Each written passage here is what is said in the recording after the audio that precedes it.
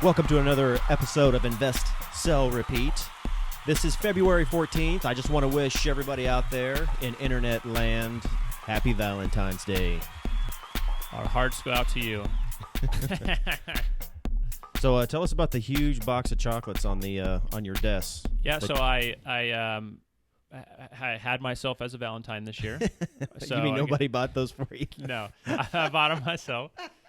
Brought them in. I wanted them for myself, but I didn't want to eat the whole box. That's funny, because dude. there's like 30 pieces in there. So brought them in, and all the girls were like, "Oh, I'm too fat already." I'm like, "A little pudge never hurt nobody," and gave them another one. But they only took one. I can actually say I am prepared this year. So if anybody knows me, I'm like horrible at getting cards and gifts for people. But me too. I can do this. I can put this on air because you're going to see this after Valentine's Day, and Kara's already going to have it. So I've got the card. I've got the gift. I am it's recorded. Prepared. Yes. So I'm proud of myself, man. It's like I'm all grown up, and I'm acting like an adult this year. Yeah, I completely failed as a dad today because, Valentine's Day parties are today. And my son this morning's like, "Dad, I don't have my Valentine's Day cards or a box." I was like, well, so we had to go to Walmart and then Target. And, and then I'm like piecing together this Minions box in the parking lot. Yeah. Man, but I saved the day. If it was up to me, I would be doing the same exact thing. I was trying to get him to take a bag, Horrible just a shopping. Grocery bag. He's like, "No." Yeah, you could sell him on it, huh? Yeah, no, come on. Yeah, no, we need a box. I'm like, man. So my girls are so sweet. They all sat at the table yesterday, and Shar was doing arts and crafts. Yeah, arts and crafts, and she's got these beautiful little cards. She hand wrote all of them, and like she's so much like her mom, man. If it was me, it'd be like, I'd find that one. We didn't even write the twos on them. That one girl, that one girl that I liked, and I'd give her a Valentine's Day card back at that time, Yep. So yeah, we just wrote from Austin on all of them, and that was it. I was like, no, we don't have time for the names. Just one goes to each person. That's great, dude. Hey, you made it happen, though, yeah. Right? So, grief. but hey, I'm sure it worked out. You have a special Valentine's, Josh? Yeah, I'm actually having a first date tonight on Valentine's Day. I thought that was no kind way. of Yeah, I thought it'd be kind of. Well, I asked her out, and I was just like, you know what? I'm not gonna. I don't Is this wanna a be new alone. one? Yeah, it's a new one. Oh man, what is So, that? That's yeah. like, you're like 2 or 3 a week, aren't you? Yeah, but I feel like this works out though. It's easy to remember the anniversary. That's true. Yeah.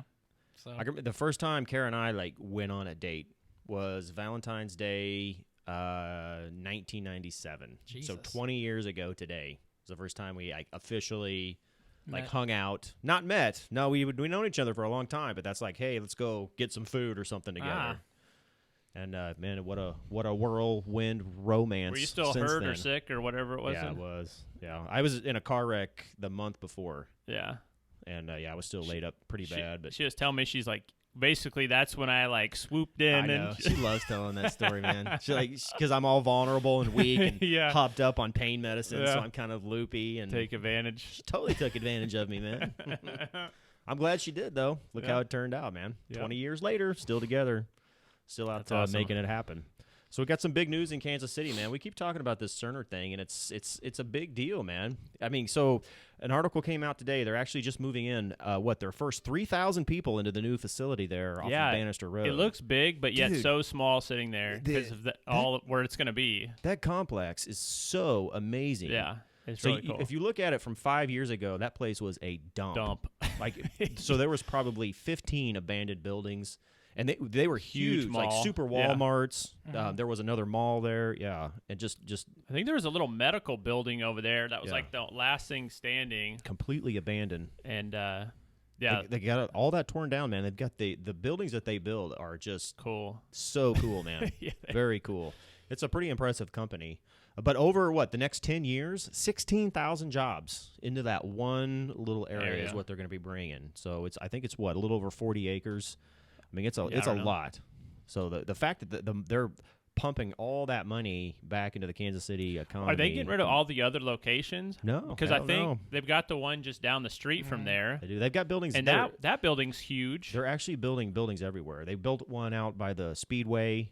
They built that one. I'm thinking, what was that? Probably 3 or maybe 4 years ago. They got that one done, and then they've got the new one on Bannister done. I think there's still one in Gardner. Dude, yeah, it's an impressive And then there's company. another one in like Overland Park or something, I think. So I've read a lot of their annual reports, and just the history behind that company is pretty amazing, man. Started back in the 80s and just really just grew. It's just medical software, isn't it? Yeah. Actually, they've got a lot of little different divisions, but that's kind of their core. What they do. I thought it'd be cool to do a drone flyover of the facility, and I'm thinking, well, maybe that wouldn't be so good because it is kind of a lockdown, secured, have the FBI show up. I think you're all right. I could hire somebody to just go do it for me. I think you'd be all right. No one's going to shoot it down or something. Got the fighter pilots and they're shooting drones out of the sky. Yeah.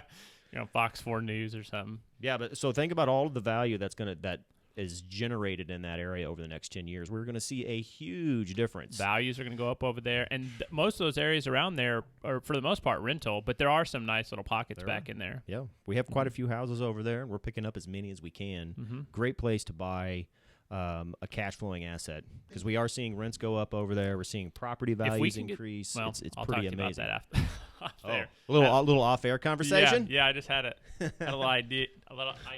Write that down, man. We'll talk about it later. So cool. We got a nice little podcast put together here for you, and we're going to have Josh, our producer, just shoot us some questions. We're going to bounce ideas back out and forth off of each other. And one thing we always encourage is we love feedback. So if there's something you want us to talk about or something that we aren't touching that you'd like to know about, hey, just leave a comment in the comment section. Shoot us an email. I don't know. Yeah. We'll shout you out on the next one. And get us. Hit us up on Twitter. That'd be a good one to hit us up on, and we'll answer your questions, and we'll make it happen for you guys. So I like that. Let's get this thing rocking and rolling, Josh. And I have to say, your beard is looking fantastic. Did you get it trimmed up for today? Very majestic. No, it'll be this looking weekend good. when I get that done. But anywho, so next Tuesday, I want to bring up the fact we have a meetup, our second meetup. Oh, that's true. Yeah, that's cool. So I figured great topic would be a little teaser because we're going to be going over deals. So just a few teaser questions, and whatever we talk about today, I'm sure we'll go into much more depth on Tuesday. But just to start off, what are some of the best tools you guys use when it comes to finding deals? Finding deals. Tools, just sources. What sources? Like I want to, for this question, online sources.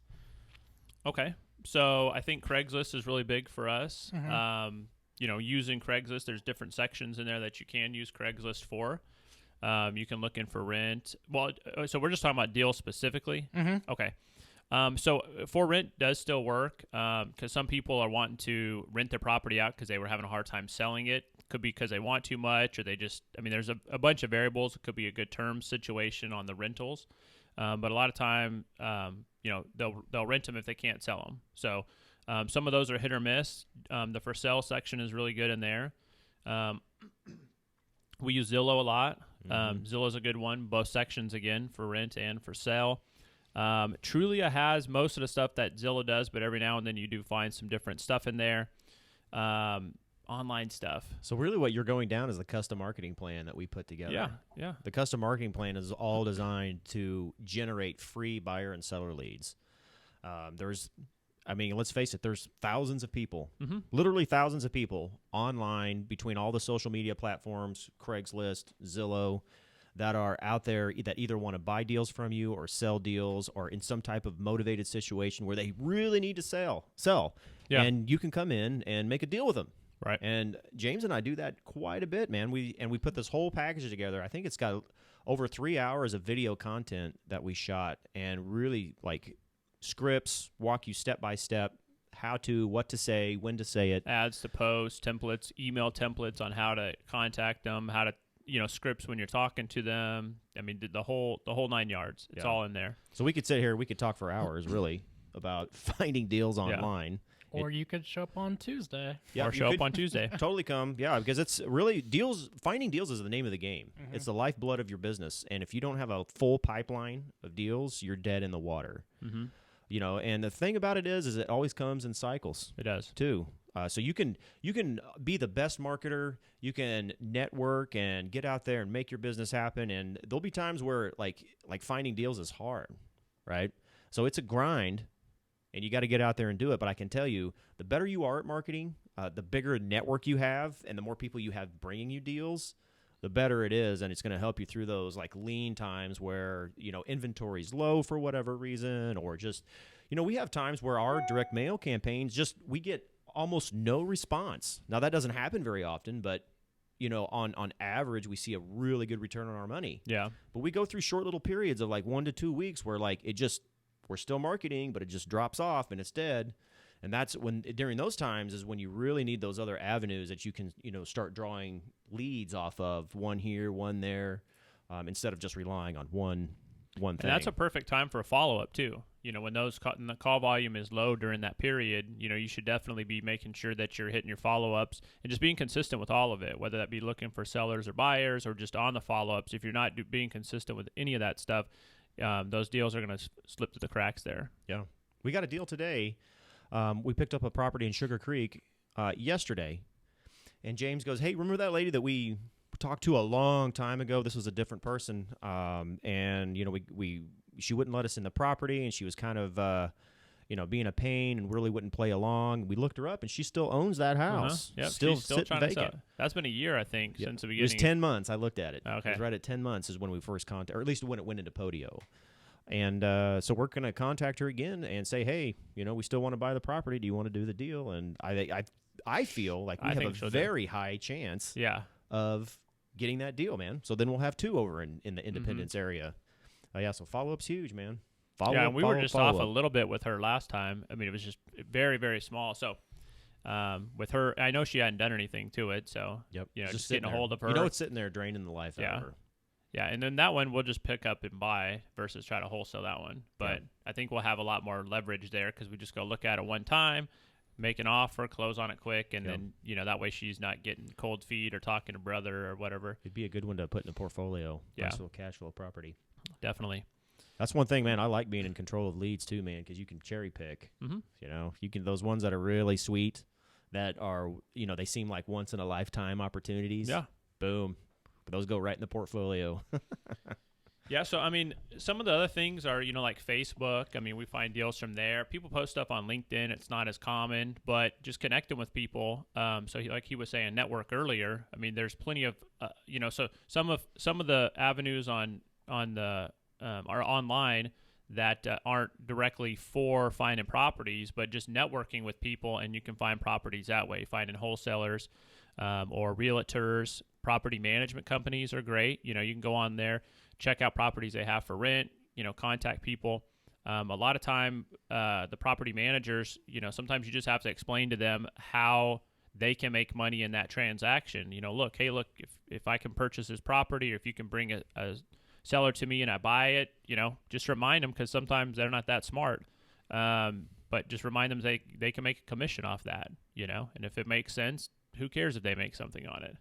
So I know I've done a bunch of deals through property management companies, realtors. It's huge. Being in direct contact with the realtor is powerful because, although they're not, some of them, it just kind of depends on the realtor, may or may not give you the information or the scoop on the property or the owner.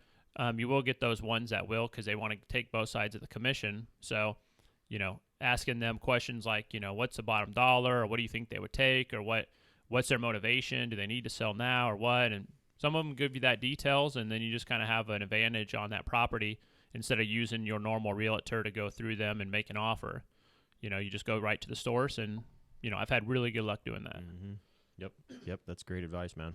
So the next question is, and I feel like this is going to come off like a silly question, but I think it's quite important. How do you spot a bad deal, or do you, when it comes to like wholesaling, do you just want to pick as many properties as possible, or do you want to cherry pick? So we get bad deals presented to us constantly. I'd say 90%. 90% of the deals that we see from people that want to sell us something are just crap. Yeah. So they don't know what the property's worth. The big one really is they've underestimated rehab. I get so many people saying, "Hey, this is a $10,000 rehab," and I can look at the pictures and tell that it's 20 or 25. Just because we've done so many deals, and I know what a $10,000 rehab looks like. And like you could almost walk into any rental house in Kansas City and spend $10,000. Yeah, that's easy. Fixing it up. Like $10,000 doesn't. That's like carpet paint. That's a few little minor things. A very hefty rent turn. Yeah. Is really all that is. That's not a rehab. So that would be the biggest thing is most wholesalers don't know their numbers.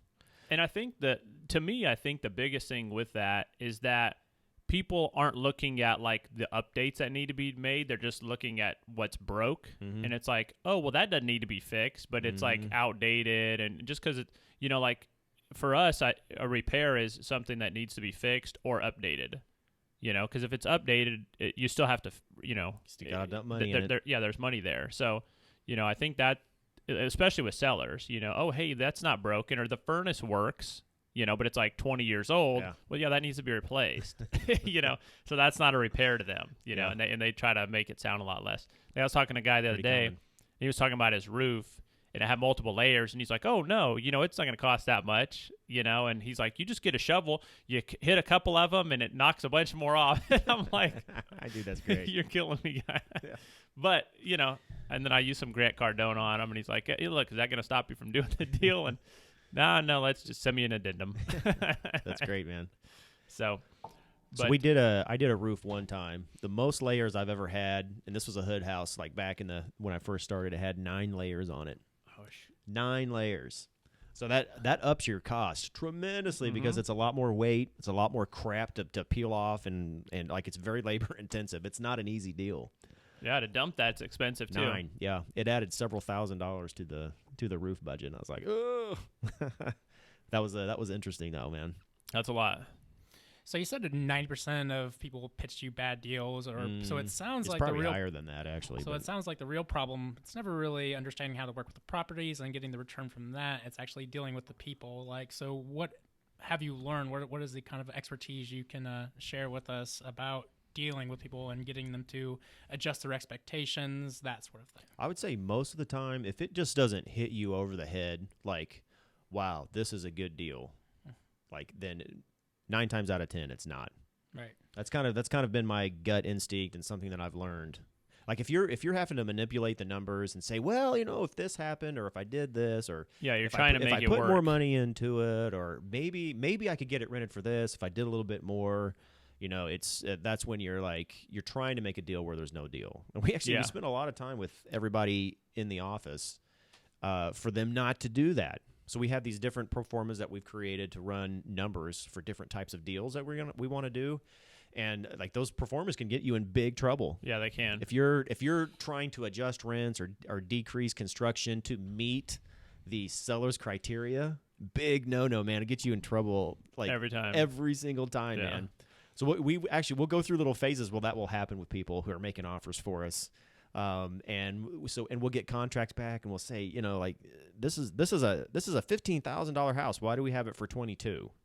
And when you sit down and you really start talking to them about it, it's you were trying to fill out the pro forma to make it work for the seller, not make it work for the deal, right? Yeah, it's pretty black and white when you're doing it. You shouldn't be getting into scenarios where you're trying to adjust the numbers. Now, there are some scenarios where maybe you want to look at them a little bit deeper, a little bit closer, because there are certain things that you can do to make the numbers a little bit better. Like, if there's an extra room, but it's not really a bedroom, maybe adding a closet, making it a bedroom. Yeah, so sure. There's certain things you can adjust or take away to kind of make the deal work. But if you're trying to, figure out how to make the rehab cheaper by piecing things together, or maybe we'll hold this part off, but not, then you're trying to force it, and it's not there. Especially if you're thinking, hey, I could go paint the inside and save money. Oh yeah, do it myself. Yeah, worst mistake you could make, man.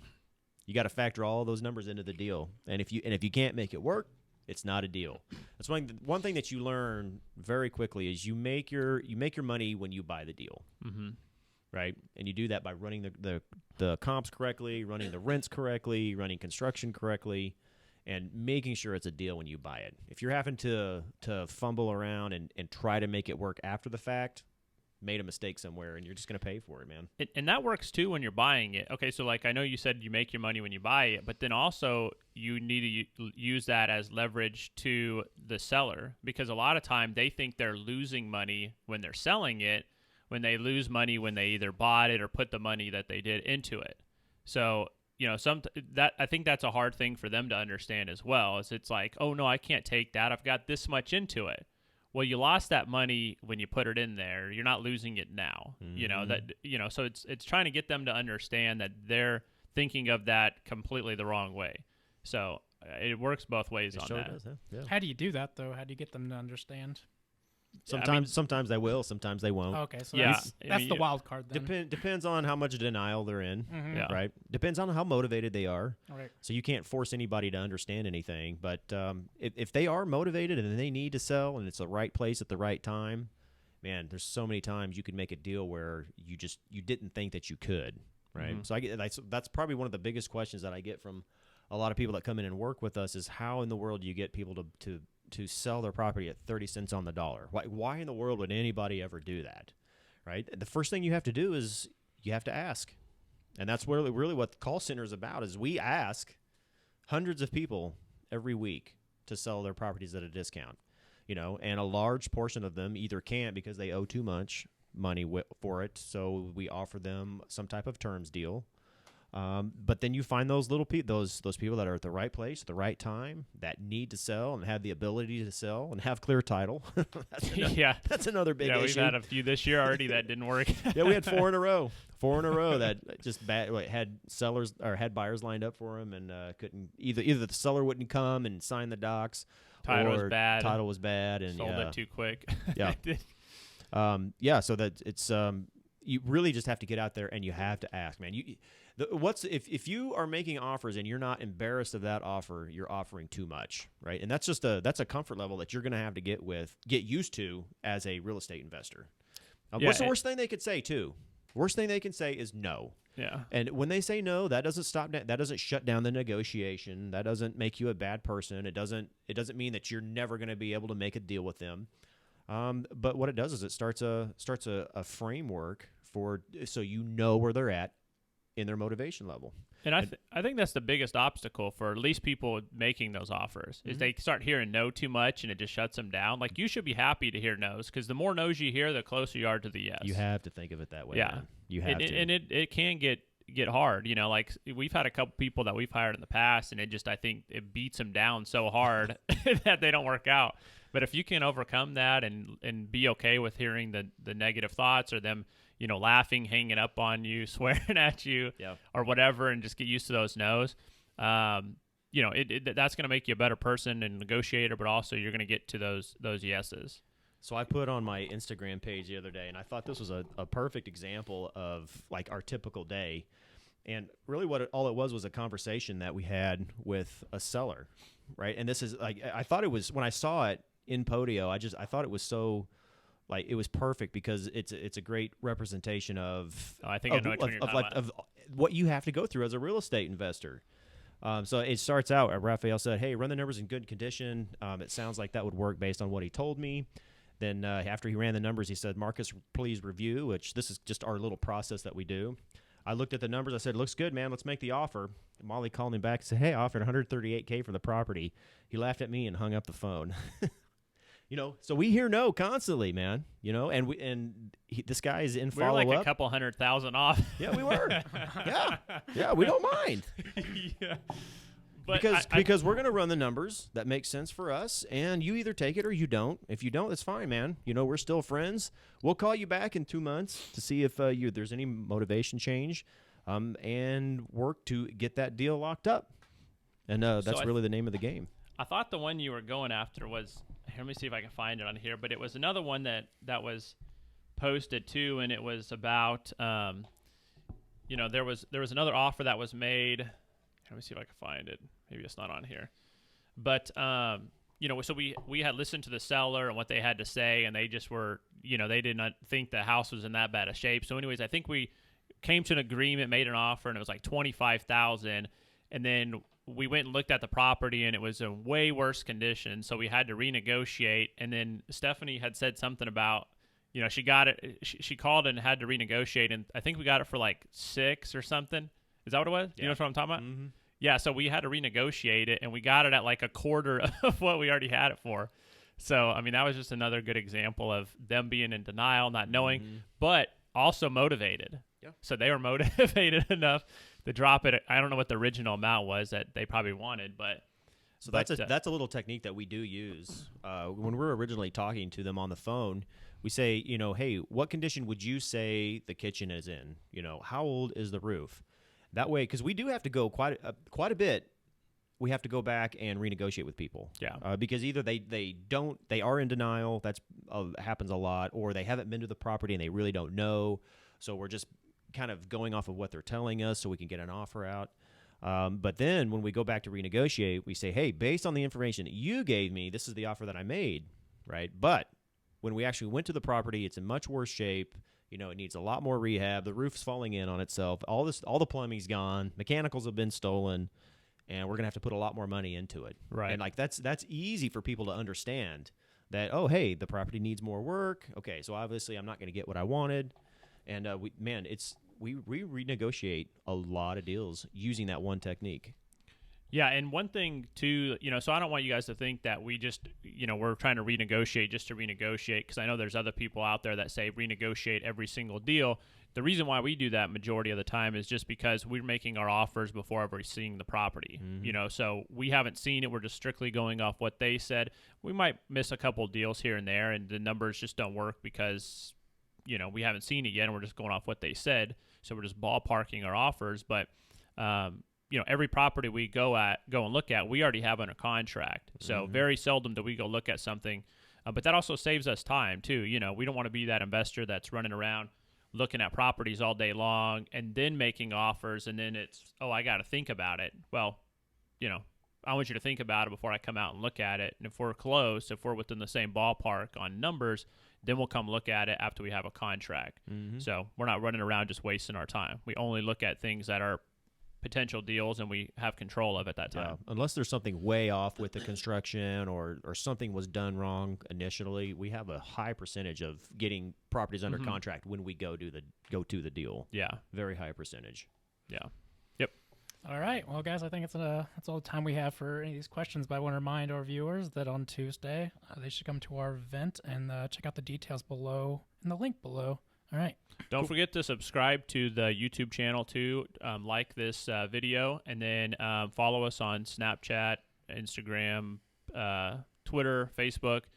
And then, comment below the video and let us know if you guys have any questions about this or about our topics. If there's anything you guys want answered, we'll be sure to answer it on the next one, give you a little shout out. And we'll see you guys at the meetup. Yep. See you guys later.